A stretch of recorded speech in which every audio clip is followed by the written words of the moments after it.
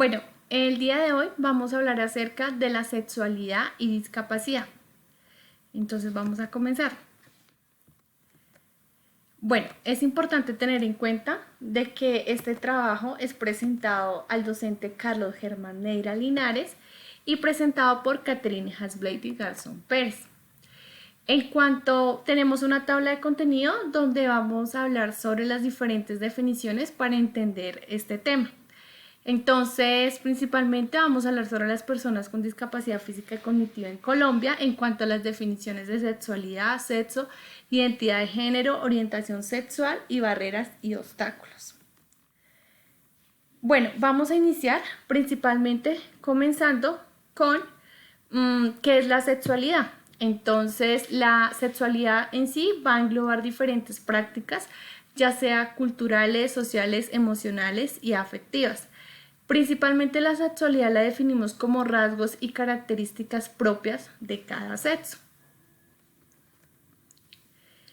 Bueno, en cuanto a la identidad de género, entonces decimos que inicialmente es la vivencia interna e individual del género tal como cada persona lo siente, la cual podría corresponder o no con el sexo asignado en el momento del nacimiento. Entonces es importante como dejarlo claro que esta identidad de género es cómo me identifico y cómo me construyo.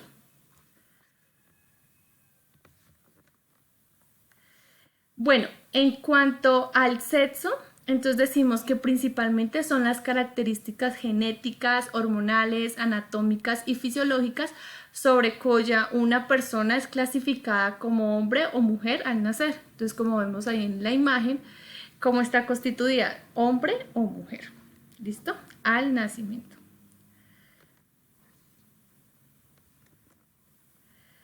Bueno, en cuanto a la orientación sexual, este principalmente es el reconocimiento de distintas formas y expresiones de sexualidad. Entonces lo hablamos desde el punto de vista que es el gusto o afinidad a algún sexo. Entonces ya puede ser que sea una persona que sea bisexual, heterosexual, homosexual. Bueno, para comenzar, entonces una de las preguntas que yo me hice iniciando como tal para este trabajo, entonces hablamos de que las personas con discapacidad física y cognitiva tienen derecho a una vida sexual plena, saludable y satisfactoria. Entonces es una de las preguntas que uno se hace pues iniciando como tal en todo este tema de sexualidad con estas personas. Pero otra de las preguntas que se hizo un texto, ¿sí? Que fue el texto que tuvimos de referencia, perdóname, entonces es el texto de sexualidad y discapacidad enfrentado a estereotipos desde el documental audiovisual.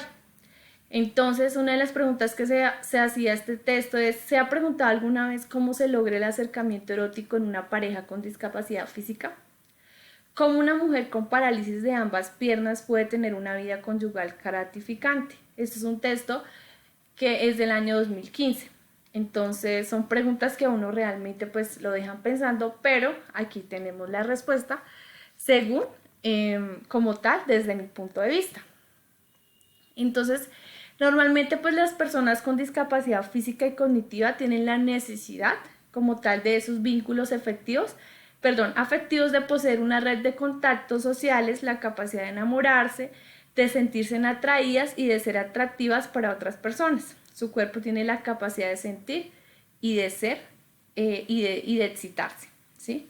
Entonces estas personas con condición de discapacidad cognitiva y física tienen derecho a tener una vida afectiva y sexual plena, saludable y satisfactoria. Esto lo hace como tal de que sea fundamental para su bienestar. Entonces, otra de las cosas que nos hacemos aquí en Colombia, ¿sí? Aquí en Colombia han existido tratados internacionales de derechos humanos en la cual defienden como tal estas personas con condición de discapacidad. Entonces aquí encontramos uno que es la Convención sobre los Derechos de las Personas con Discapacidad del 2006. Aquí principalmente nos habla sobre el modelo social de discapacidad.